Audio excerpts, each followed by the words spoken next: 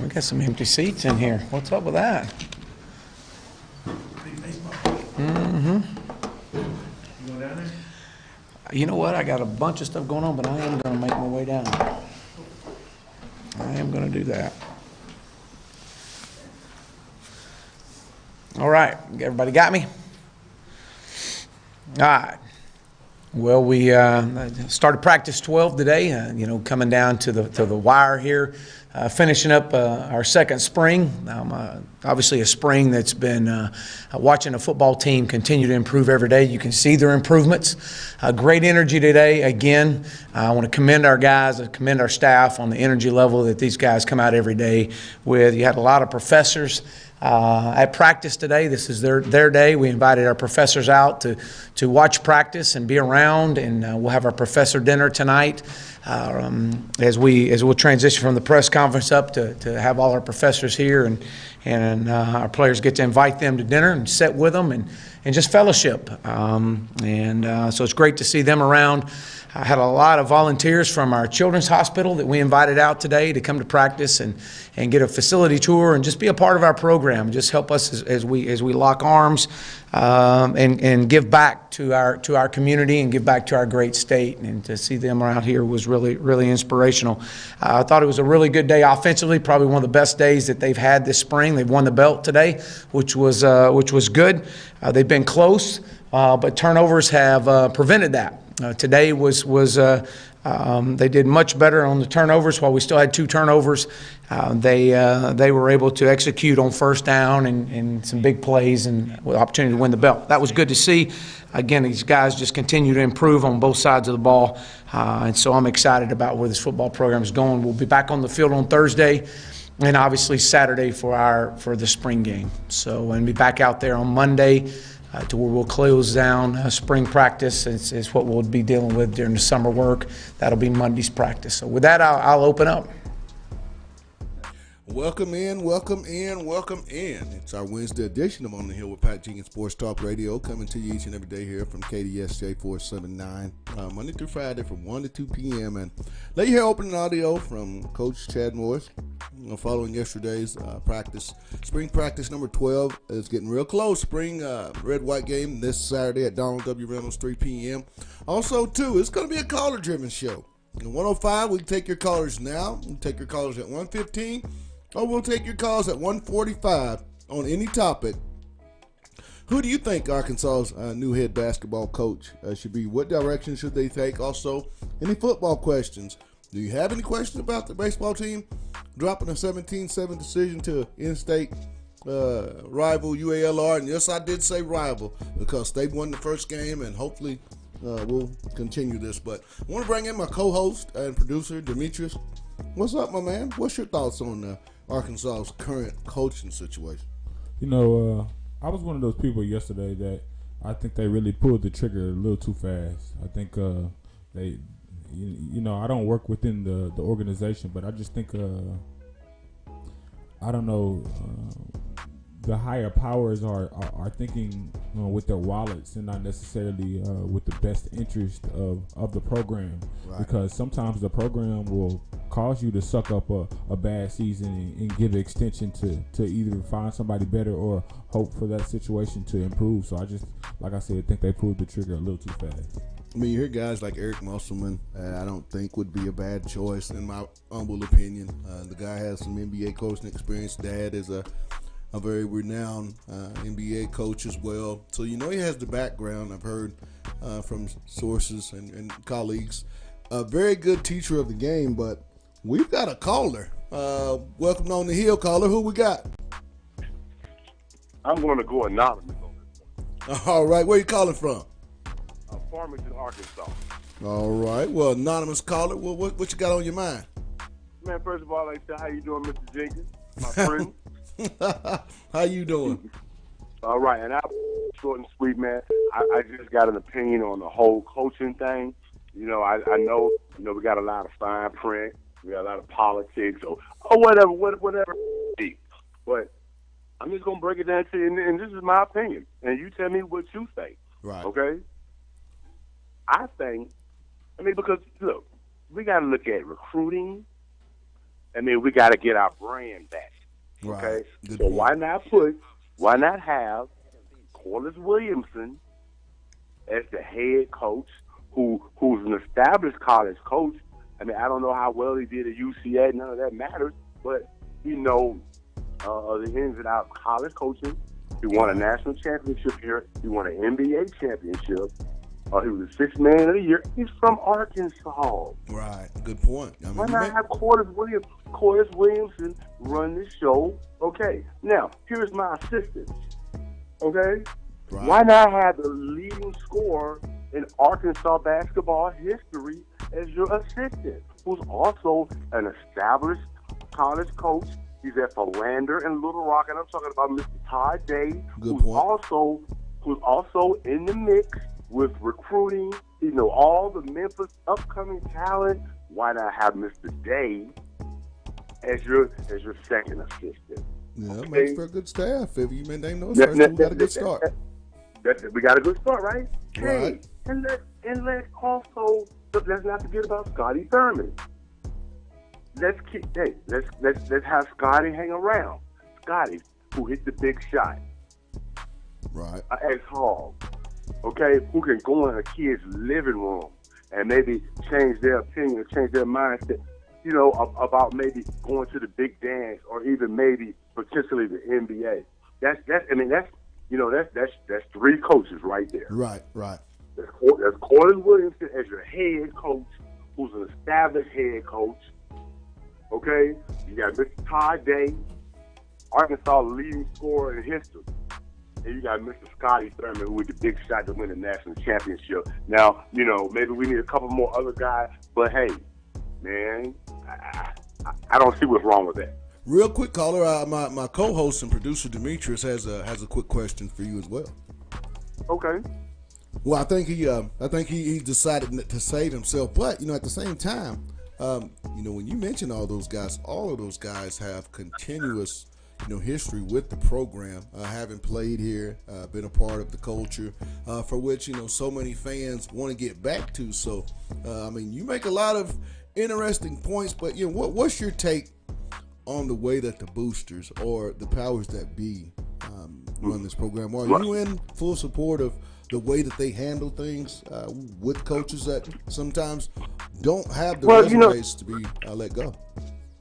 Well, you know, I mean that's not for me to say, and that's an opinionated topic on what the boosters do and whatnot, and that's why I said I don't know the in between of that whole thing. I'm just going by, you know, just facts, you know, accomplishments, and what I think would work in regards to recruiting. Okay, now we're talking about, you know, recruiting here, and we're talking about getting some studs in here. We're talking about getting guys who maybe want to go to the NBA. Good point. We're talking about guys who definitely want to be in a big dance. Good point. Okay? Good point. So, you know, we trying to go get those guys. You know, I know for a fact that Mr. Day can recruit out of Memphis. Right. Can recruit, has a pipeline in other places.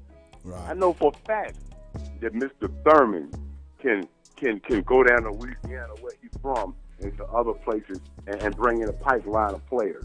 Right. I know for a fact that if Corliss Williamson goes in a kid's living room and talk to that kid about considering Arkansas, that we're going to have a fighting chance, because that's Corliss. If that kid don't know him, his mom knows him, or his dad, or somebody know him.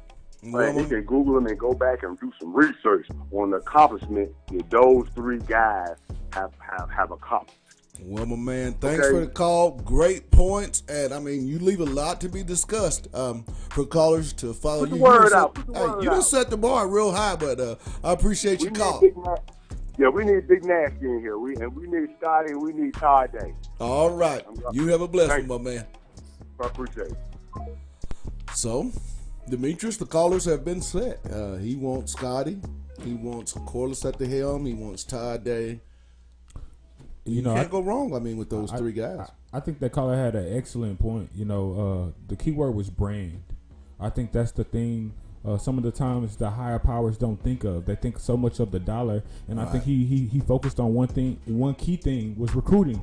If you bring the kids in, they're going to bring you the money because they're going to fill those seats. You're going to have sold out games, but you have to have an entertaining team to put on the floor to really bring the dollars in. So I think, with the loss and not having a for sure way, I think always going with home team guys to rebrand and reestablish your program is always a good way to go. Talking about a good way to go and rebranding, UALR did a little rebranding. They were able to come into Fayetteville and pull off a 17-7 upset of the 8th-ranked Arkansas Razorback men's baseball team. Caught up with Coach Dave Van Horn post-gaming. Here's what he had to say, and if you want to continue on with this conversation, you can reach us. Hold on real quick.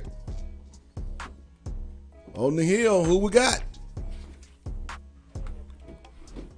Rusty, where you calling from? And what's on your mind? Well, I think about some things around. Have we heard it, Coach? That's the first question. No, still yet no word on who our new men's basketball coach will be at the University of Arkansas. Us here in the media, we're still kind of baffled because, from the scuttlebutt when Coach Henderson was let go, it was just a matter of time. Sampson was going to go ahead and play the game and possibly lose out in the Elite Eight and then make his way to Fayetteville. With all that not happening, and I didn't really feel good about that taking place. No, still a lot to be determined. So, with that being said, what is your opinion on the whole entire situation with this coaching search? Well, that entire situation, Pat, is I was at Outback Steakhouse with my family, and Coach Anderson is such a great man. He had 8 of the players sitting at a table right next to me. I'm not going to talk about who paid the bill. That's between everybody.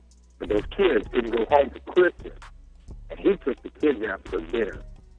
That's called being a nice person. I got rid of the wrong guy. And if they're chasing lost dollars, and they want to talk about bringing muscle man in, he's leaving an empty cupboard with 6 or 7 seniors, graduating. So they had a good year. We had a good 30 years. Just give us 1 more year. We lose Gafford, so be it. We lose Macon a few years ago, so be it. He was on the cusp of having a freshman sophomore class be juniors and sophomores with a couple of transfers. Who knows? Well, I think what you get is when you get the guys and coaches that come into the Division I coaching like the Chris Beards. We almost think about this. Back in 2013, Chris Beard's a Division III coach, and he comes in within a matter of 5 or so years. He's been to an Elite Eight, Sweet 16, UALR, and Texas Tech. So he's had 3 years of really quick success. Now, has Chris Beard really had to be in charge of building a program from scratch? No, not really. He inherited in those 3 years at UALR and at Texas Tech mature basketball teams. He loses 6 guys from this year's Tech team, but look at the transfers that he was able to get in there. Fransos transfers in from Florida.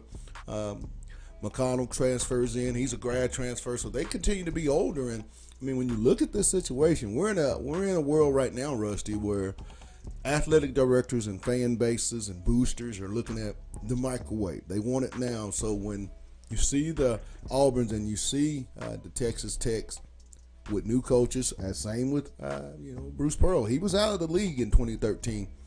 They're doing it real quick, and I think that's what most programs want. Are most programs able to do it that fast?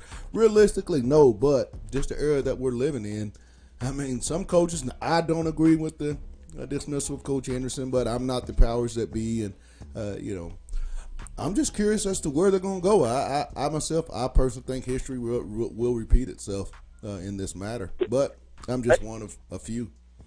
I agree. I got some stuff through social media about Corliss being our coach or April Fool's jokes or whatever. You know what? I know those guys. I played with those guys. They know me by first name. Scotty's on the Wizards. They're good kids. Not kids. They're my age. But you put Corliss in the head, Scotty, right there. You can recruit. They know how to play in the league, the big league. They know how to play college, and they win a national championship.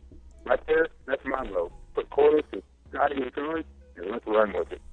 Well, hey, my man, I appreciate the call. Continue to call with great points, and you have a blessing, my man. I know that's far-fetched for the recommendation, but that's my vote. All right, you take care now. I will. That was Rusty from Farmington. Demetrius. That's a two lot of callers. passionate people about this topic that's going on here at Arkansas. I mean, no coach. You fire a coach that, really the resume didn't require that. I mean, this is for a interesting finish, don't you think? Yeah, I just think it's interesting that a lot of the fan base, or I should say 2 callers of the fan base, have definitely agreed it needs to be a hometown face. It needs to be somebody that we're familiar with. It doesn't need to be a guy that's going to be a big gamble. If it is going to be a gamble, it needs to be alumni, guys that we can accept, not meeting those criteria just because of the influence that they have had, but still get guys in position to build the program until you do find that home run hire or big name guy that you really think can take the University of Arkansas to the next level. I mean, it's all about recruiting. I mean, that's what, each and every program, and it really rings more so true, and it just means more, that old saying they like to use here in the SEC. Recruiting is the lifeblood of how programs are ran, the Jimmies and the Joes, and I understand, that they made this move with the anticipation that this coach will be able to get in more of the high-profile player, and that remains to be seen. I thought the recruiting that was done here under Coach Mike Anderson, maybe could have taken a step up, and I thought they were about to really go to that next level. But it remains to be seen. We're going to step away, and when we come back, we're going to catch up with Kevin McPherson to see if he can sort this mess out. Do we have a coach? Who are some of the candidates, and how's it affecting the recruiting here for the University of Arkansas? It's On the Hill with Pat Jenkins on KDSJ 479. Back in a bit. Hey everyone, it's Pat Jenkins here of OTH. That's right, On the Hill with Pat Jenkins, Sports Talk Radio. We come to you each and every day here, Monday through Friday, from 1 to 2 on KDSJ 479. Be sure and tune in if you want to hear about SEC and the Arkansas Razorbacks. It's OTH. Holla. We made some critical errors, but really what we did is we pitched behind all night. A lot of 2-0 counts, 3-1 counts. They were in really good hitter count, and they took advantage of it and swung the bats well. And, they put together a couple of big innings. The inning they hit a grand slam before we got an out. Had 3 base runners on. And, right now we just don't have enough pitching depth. Bottom line. It's kind of showed on Sunday. You saw it again today. After that grand slam, y'all loaded the bases, no outs, Yep. came up empty. Did that kind of take the air out of y'all's sails? Well, at the bottom line, we just got to score at least 1, maybe 2 right there because we have 3 of our top hitters coming up. We had the 2-hole, 3-hole, and 4-hole, and we strike out, pop up, and ground out. We really don't even hit a ball out of the infield. And at a minimum, we should have tied that game or maybe taken the lead. And that was a little disappointing. And that was part of the message today that we don't drive in runs. When your 9-hole hitters leading the team in RBIs, kind of tells you something. Because we've had runners on a lot, and you got to hit when people are on base, and that's one thing that we have not done. Well, they're lefty, dude. I don't know. You look at his numbers, just okay. And boy, he had a great night tonight. Give him credit. He's a senior, and he pitched 5 innings and kept us off balance. Basically, just throwing a little slider and mixing it up a little bit. But we had our opportunities. We missed some pitches and fouled them off, and it seemed like when he got ahead in the count, he found ways to finish our guys off. Give him credit. Ramage got y'all out of the jam there in the, I think it was the 4th. What was going on in the 5th? I don't know. You'll have to ask him. You saw what I saw. Obviously, you have to play with the hand you're dealt. You talked about the pitching depth. What can you do to address that? Here in the middle of the season like this. Well, it's you got one of our top pitchers is injured right now, and that's shifted some innings to some other guys. Somebody's got to pick it up. I don't know, Ramage is a guy that we've used a couple times a week, but we only throw him a couple innings. His last couple outings have been shaky, and hopefully he'll have a good weekend. And Vermillion's got to give us a couple innings, and obviously our three starters, they've done a pretty good job for us, but we haven't even got to the point where we can use Cronin. He's well rested, but it's a lot of these new guys, young guys that you hope that there's two or three of them that can really excel a little bit out of the bullpen or take a role or be a Tuesday starter. And really, besides Wicklander, we haven't found that guy, and that's been a little disappointing. Hey everyone, it's Pat Jenkins here of OTH. That's right, on the Hill with Pat Jenkins, Sports Talk Radio. We come to you each and every day here, Monday through Friday, from 1 to 2 on KDSJ 479. Be sure and tune in if you want to hear about SEC and the Arkansas Razorbacks. It's OTH. Holla. Welcome back. It's On the Hill with Pat Jenkins Sports Talk Radio. And real quick, before we get to our special guest, I want to give a shout out to our sponsors, Lindsay & Associates, with an office location in Fayetteville, an office location also too in Rogers. The Baymont Hotel, located at 735 South Shiloh Drive in Fayetteville. And also too, Locomotion, located just below the Northwest Arkansas Mall. And lastly, our newest sponsor, Corey Beck Custom Painting. But as we've been following what is a week into the new Arkansas men's coaching search, I'm not the only one, and us in Northwest Arkansas aren't the only ones. There's a guy, I believe, in the state of Arkansas that might be working a little bit harder than all of us, and that being Kevin McPherson of AR Hoops and Hogville.net. Kevin, welcome back to the Hill, my man. Good to be with you, Pat. Good to be with you. How crazy has this been? We're a week in to the coaching search. Last week it seemed like Kevin, when they made this decision to get rid of Mike Anderson, felt like they had Kevin Sampson all in the bag. This goes awry. Now it seems like no one knows. There's a lot of scrambling going on. What do you make of all this to this point? Well, I'll tell you what, I think they targeted Kelvin Sampson and came up short. At least that's the way it looks. And, based on people that I've talked to, I feel like that was their original play. Of course, they'll never acknowledge that. But you've got to get an upgrade, Pat. You got to get an upgrade if you fire Mike Anderson. And it's got to be something that fans say, okay, Mike was a good guy. He was a good coach. They made this decision, and they've got a guy that's got a better track record. And you could sell that probably on a Kelvin Sampson. Right. But some of these other names I'm hearing, I just don't see it. When you looked at this team, I mean, you and I spoke last week about if it was warranted for the decision to come down the way it did. But now where do you go? I mean, you got a coach that you don't have in waiting. There's, 4 guys that are real important to whomever this coach is for his future going forward, success-wise. And then recruiting kicks in early. The late signing period, I believe, is a week from this Friday. Where does Arkansas go the longer this thing gets in to the process? And how does this hurt Arkansas on the back end when talking recruiting? Oh, it hurts.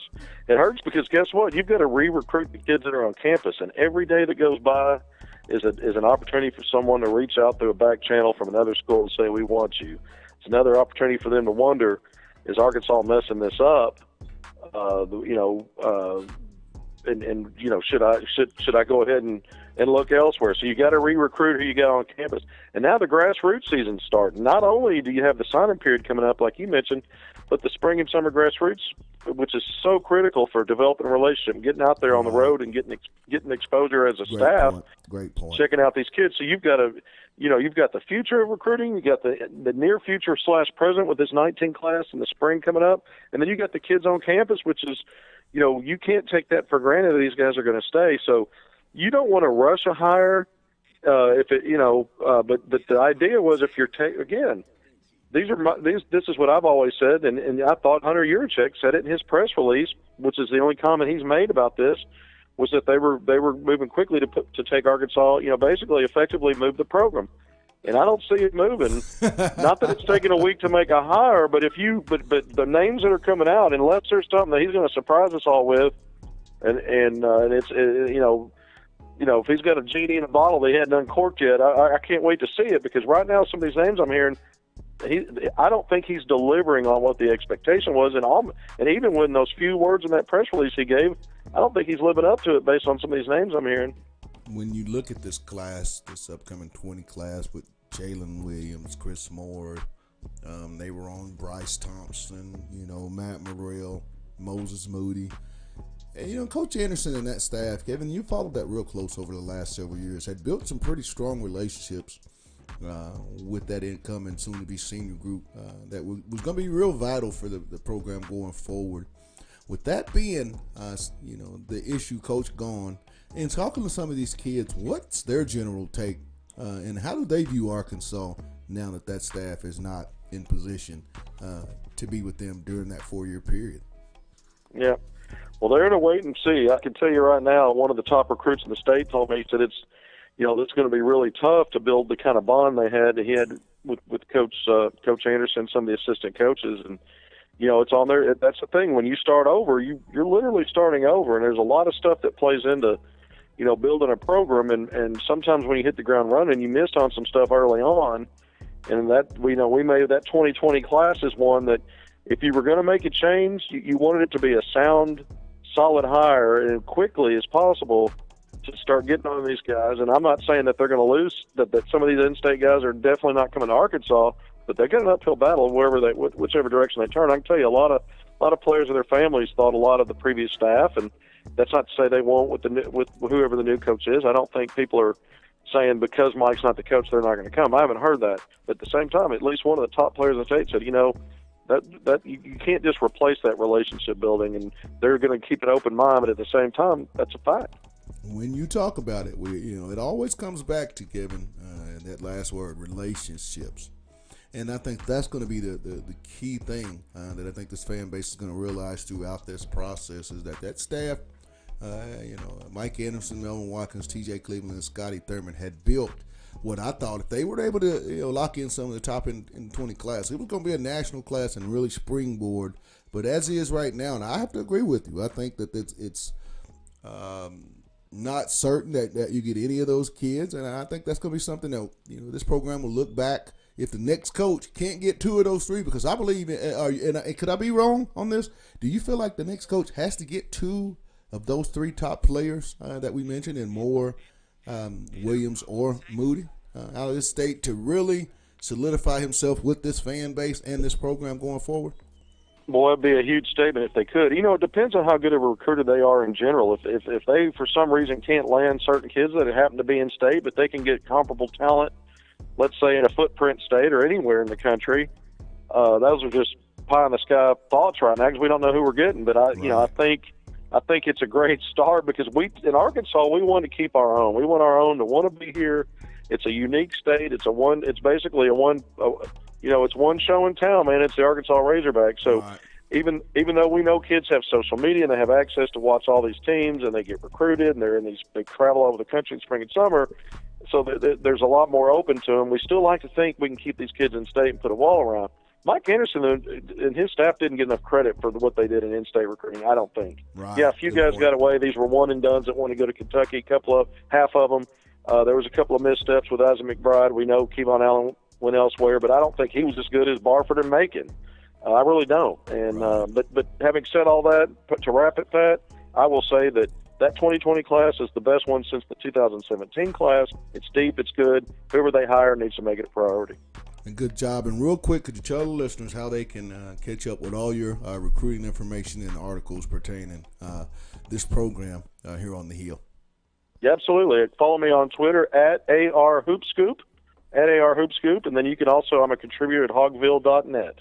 All right. Well, as always, my man, hopefully we'll find out something in the coming days. I just see the soap opera continue, but I kind of think it's kind of funny when you sit back and watch it. But thanks for taking time out on the Hill, my man. Always good to be with you, Pat. Thank you, sir. All right, bud. That was Kevin McPherson of AR Hoop Scoop and also a contributor to hogville.net. Does a great job. And Demetrius, I mean, something has to hurry up and happen. I mean, you're talking about your main 4 guys and Mason Jones, Isaiah Joe, Desi Seals, and Reggie Chaney. You throw in Gabe Osaborn. 5 guys that I think are really going to be key for this upcoming coach going forward. And, the longer that you wait, these kids are going to start getting approached, and, thoughts may come into their mind, and then you lose those. Because if you lose 2 of those 3 or 3 of those 5, I think it's going to be a really difficult process. And the fans, as they've shown, might not have the patience to endure again. Yeah, I think they're in a situation where time waits for no man, and that's why I still say the university pulled the trigger a little too fast. I don't think they understood the intricacies of the time that they fired Mike Anderson. Maybe had this been at the beginning of the year, or even, into the season of next year where that coach could have time to recruit, I don't think they understood the impact it would have on a long-term scale. I think they were just thinking, okay, we want to get him out and we want a new coach, but they didn't understand the domino effect that it would have on the overall program. Well, we're going to step away real quick and get us our last break, and we're going to open up the phone lines. If you want to chime in, you can do so here on our last segment at 479-601-7400. That'll get you in. It's On the Hill with Pat Jenkins on KDSJ 479. Dinner, is that something that you've done before or last year, I guess, and did you do it at SMU? And also, is it, I guess, just kind of a way to just put faces and names and just open the lines of communication? Yeah, it's something we've been doing for quite some time, and it's an opportunity for our players to invite their professor, whichever professor they choose. We've been working on this now for several months, and they have to personally invite them to practice if they want to come, and if not, come eat dinner with them. And sit with them, and then they'll introduce them to us. And it's more or less, it's just, we're all in this together. We're all the University of Arkansas. We're all Razorbacks. And we want our professors to come out and see the life of our student athletes and the life of our football players, and be able to watch it practice and engage and take pictures. And it is something we've been doing for quite some time, and we did it last year. And so it was a very, very just something for our players to give back, and to just sit and for them to see our players in a different light than just in a classroom setting. This is the first time the offense has won it? I believe so. There was a day that they should have won it, but because of lack of communication among some of the staffing, the support staff, they defaulted the belt. It's on everybody. Okay. Absolutely. What specifically did you see from them today? What kind of plays did you see, and why? Yeah, I thought I saw, the biggest thing I saw was consistency. The lack of TFLs, which is a big thing that we count, their tackles for loss, was huge. There were some big plays.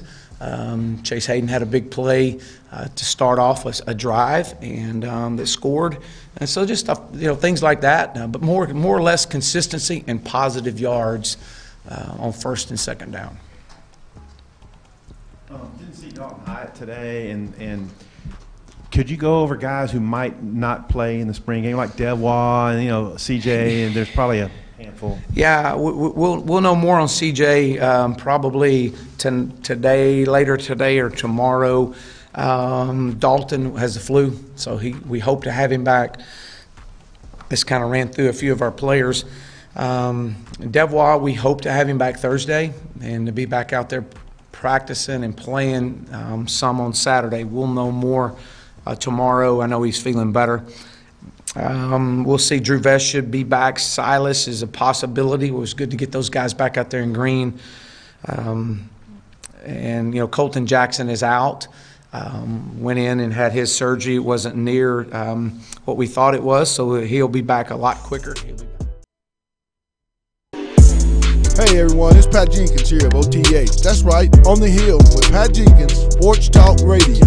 We come to you each and every day here, Monday through Friday, from 1 to 2 on KDSJ 479. Be sure and tune in if you want to hear about SEC and the Arkansas Razorbacks. It's OTH. Holla.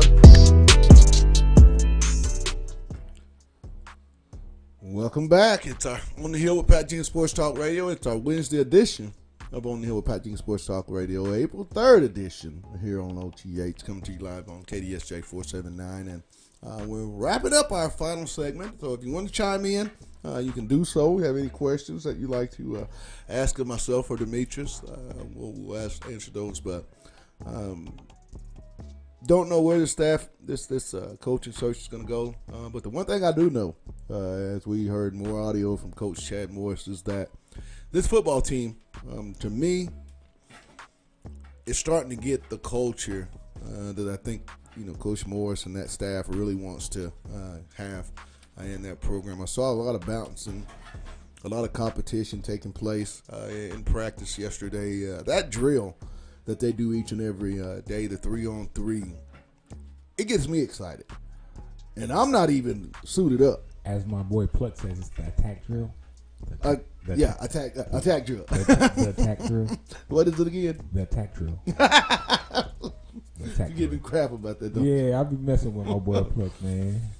Just the physicality, though, Demetrius. I mean, they may not win a lot more games than what they did last year. I'm on the record as saying I see 6, 7 with the bowl win, but I do think this team can go bowling. Physicality-wise, in your opinion, from what you were able to see, I know you attended the first scrimmage this season, and going forward, and just hearing what you've heard, what's your take on year 2 for under the Chad Morris era? Just off the rip, he's headed in the right direction. And we can correlate this with the same thing we were talking about basketball. And I think where you see the improvement is recruiting.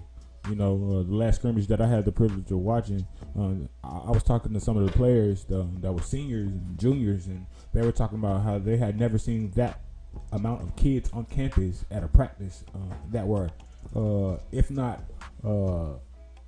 at least one star, they had some type of accolades to them being at the University of Arkansas. They weren't just no-name kids. These were kids that had some major or at least mid-major kids recruiting them. And I think that's new to a lot of the guys. And I think going back to what you said earlier, the competition, I think that's where Chad Morris has really made an impact in year 2. He's understanding that to get the best out of my team, I need to go recruit the best players possible with the status that we are in. I may not go get a 5-star kid like a Clowney or a Cam Newton, but I'm going to go get the best of the best that I can bring here right now with where we're at with the position that we're in. And I think that's where he's going to elevate the University of Arkansas. He understands his boundaries, but is not scared to cross those boundaries and get those kids that may not come here because those are the type of kids that he wants to eventually bring to Arkansas. And I think that's an innovative mindset to understand that.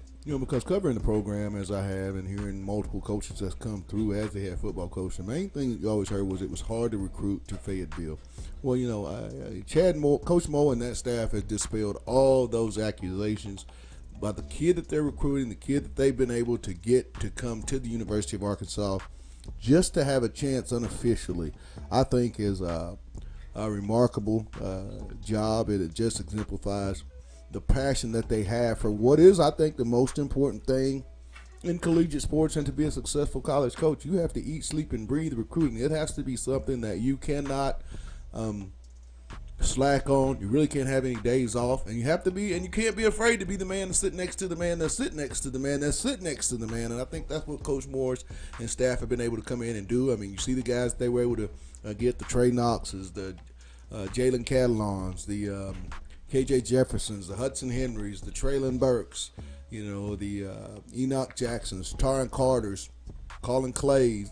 They were able to go up against some of the big boys, the OUs, the Texases, Clemsons, Notre Dames, Ohio States, and get these signatures. And so that says that Coach Morris and staff are able to recruit at a high level. So I see in the not too distant future a lot of success. I think you'll see a big jump in year 3, but I think that year 4 will be the year that you really see the type of kid and the type of culture that Coach Morris has brought to the show. Anything else you'd like to add before we get out of here?